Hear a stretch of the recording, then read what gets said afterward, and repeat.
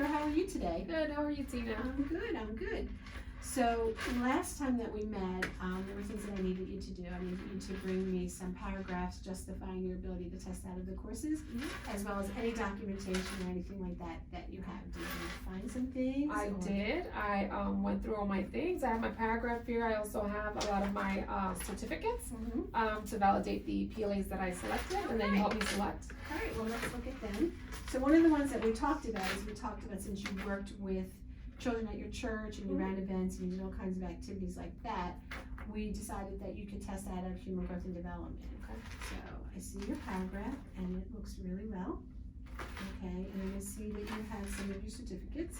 I see that you did a professional development on violence and bullying among school-aged youth. How was that? It was really great. That's a subject that a lot of people don't like to train in, and that area is very important, especially working within the school system. I did express that I still on the fence of whether or not I want to become a teacher, and it's really important, for us as individuals to wanting to be in education. Knowing how to actually, communicate with kids, knowing whether or not they get bullied, how to handle a bully. Sometimes a bully themselves, are abused at home. So that training it had a little bit of that kind of information in there, how to handle that and how to talk to the child. So it was very good, and it did help me a lot in that area. Well, that's cool. So I'm going to jump. We'll go back to the other two PLA paragraphs that you need to do, but I want to focus on this. Just because you mentioned that you weren't sure if you wanted to do education or if you wanted to do human services for a master's degree once you graduate from here. Now, one of the courses that you have to take is field placement here, which is 6 credit hours. Okay. Now, maybe this might be something that you want to think about when you take that class, that you get your internship hours maybe at a summer program, Okay. Working at an after-school program, working at a summer enrichment program, because I know some of those schools, quite possibly in your area, may have something like that. Okay. And then that would be twofold. It would be, number one, you would be able to get your internship hours for the class, but also explore if this is something that you may want to do. So as a teacher, because then you would be in there as frontline, seeing what's going on. Yeah. Might be something that you might want to do. Yeah, I think I'm gonna try to see if I can get that opportunity. I think I need to kind of get my feet wet in both areas, see whether or not, how I fall and whether I like it or not. I do like working with kids in general. So even if I choose not to go the education route, I still also want to do therapy, for families and things like that. So. Well, that's good. So that's a good idea for something like that. Okay, now the other one that we talked about, because you said you were also in event planning, you did lots of flyers and different things like that, not only in the agency that you work at, but also within the church that you volunteer at. So let's see what we have in here. Okay, your paragraph looks good. So, okay. This is good. So I think this will be fine, because I like the you having given me some of the sample flyers that you did at your church and things that show that you obviously have some mastery in those skills. So then when you move forward to do that actual PLA, you will be fine to go with that. Yes. So now let me ask you what you think you could quite possibly do to do some research on whether you wanted to be a therapist or go into that next level when you're finished. Well, I don't know if shadowing someone could be a possibility. I really would like the first-hand experience. So I'm thinking of maybe going down that route, or maybe even having a one-on-one with some of the teachers here.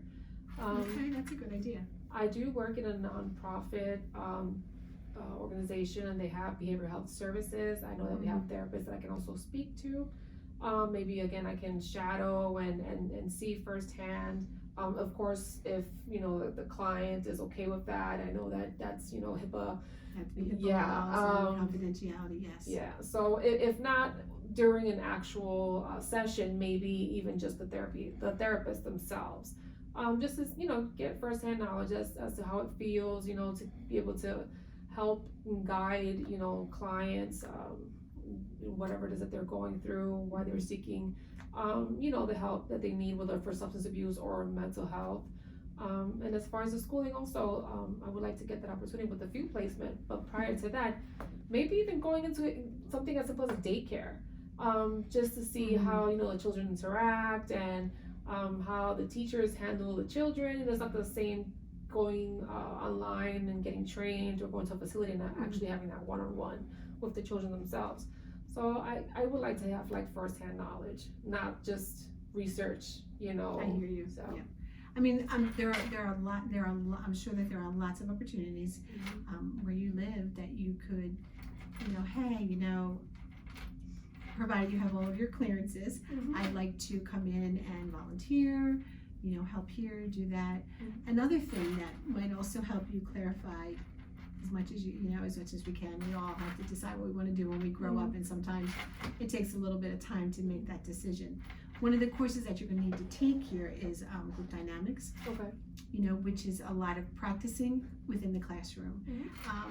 They'll decide all the different types of therapies that you work with group, and you're going to practice them, role play them. So that might be something that may help you decide, oh, do I want to do this or do I want to do that? Okay. I know that there are lots of materials out there that give you general overviews of what both types of fields look like.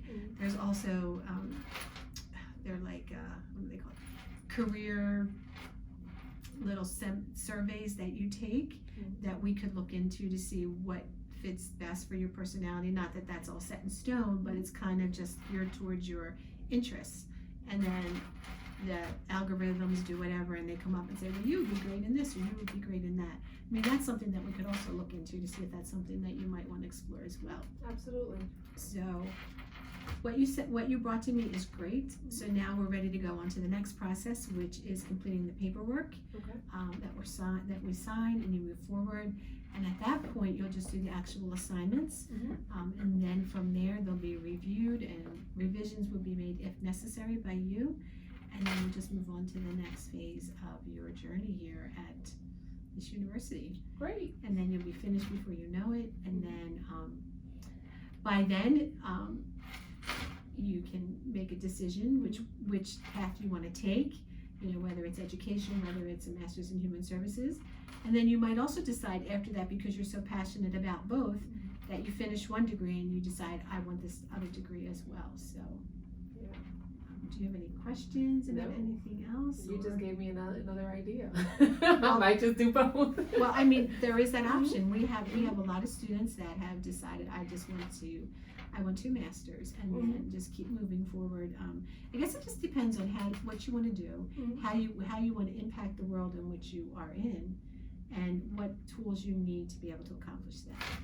And then I'm here to help you through that process, and as we meet, we'll get further through the process, and then before you know it, you'll be finished and graduated and ready to move on to the next phase. All right. Thank you. So nice that you stopped again. It's always a pleasure. Thank you so much, Tina. You're welcome.